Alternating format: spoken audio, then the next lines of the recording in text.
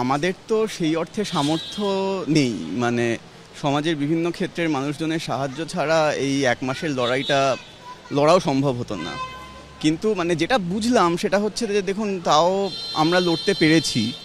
আমাদের দেশের বিভিন্ন জেলে জানতামও আগে যে বিভিন্ন রাজনৈতিক কারণে অসংখ্য হাজার বন্দী বিনা বিচারে বিভিন্ন কারণে বন্দী আছেন, বিভিন্ন রাজনৈতিক কারণে। এই অভিজ্ঞতাটা হলো যে আমার মতন, মানে আমি তো লড়লাম, আমি খানিকটা হলেও স্বস্তি পেলাম। সকলে যাতে এই স্বস্তিটা পায় আর কি, সকলে যাতে সুবিচার পায়, মুক্তি পায়, সেই আশাই করব। এই কদিনের অভিজ্ঞতা নিশ্চয়ই আপনার ব্যক্তিগত জীবনে প্রভাব ফেলেছে। আপনার কর্মজীবন বা গবেষণার জীবনে কোনো রকম বাধা সৃষ্টি করেছে কি?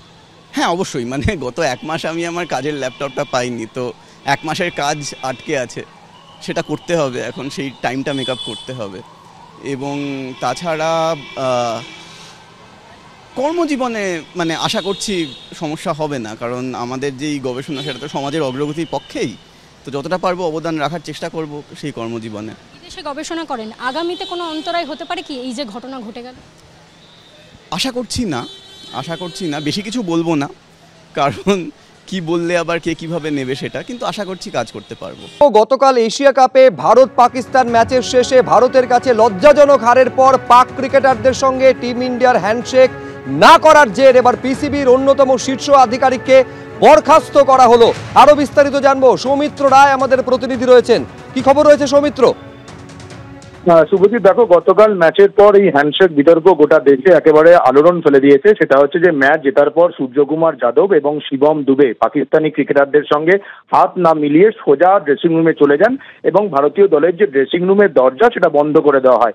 তারপরই পিসিবি বোর্ডের কর্তারা ক্ষুব্ধ হয়ে যান, তারা ক্ষোভ প্রকাশ করেন। সেই পিসিবি বোর্ডের কর্তারা যেটা করেন সেটা হচ্ছে যে, তোমাকে জানিয়ে রাখি যে পাকিস্তান ক্রিকেট বোর্ডের যে চেয়ারম্যান মহসিন নাকভি, তিনি হচ্ছেন একদিকে যেমন পাকিস্তান ক্রিকেট বোর্ডের চেয়ারম্যান, অন্যদিকে এশিয়ান ক্রিকেট কাউন্সিল, যে এশিয়ান ক্রিকেট কাউন্সিল এই এশিয়া কাপের আয়োজক, সেই এশিয়ান ক্রিকেট কাউন্সিলেরও তিনি প্রধান, অর্থাৎ মহসিন নাকভি। ফলে তার যে সিদ্ধান্ত তিনি নিয়েছেন মহসিন নাকভি, সেটা হচ্ছে পাকিস্তান ক্রিকেট বোর্ডের যে অন্যতম কর্তা উসমান ওয়ালা, যিনি ডিরেক্টর ইন্টারন্যাশনাল ক্রিকেট অপারেশনের যিনি ডিরেক্টর, সেই উসমান ওয়ালা পাকিস্তানেরই, তাকে একেবারে সাসপেন্ড করে দেওয়া হয়েছে। তার কারণ হচ্ছে তিনি গতকাল ম্যাচের পর যে পরিস্থিতি, সেই পরিস্থিতি তিনি সামাল দিতে পারেননি এবং পাকিস্তানের ক্রিকেট দলের যে স্বার্থ তিনি রক্ষা করতে পারেননি।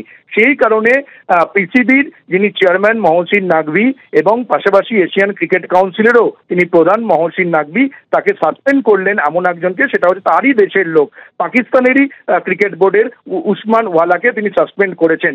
এবং তোমাকে তার পাশাপাশি বলে রাখি যে এই যে গতকাল ভারতীয় ক্রিকেটাররা সূর্যকুমার যাদব এবং শিবম দুবে হ্যান্ডশেক করেননি পাকিস্তানের ক্রিকেটারদের সঙ্গে, তারপর এশিয়ান ক্রিকেট কাউন্সিলে অভিযোগ নালিশ জানিয়েছেন ভারতের বিরুদ্ধে পিসিবির তরফ থেকে।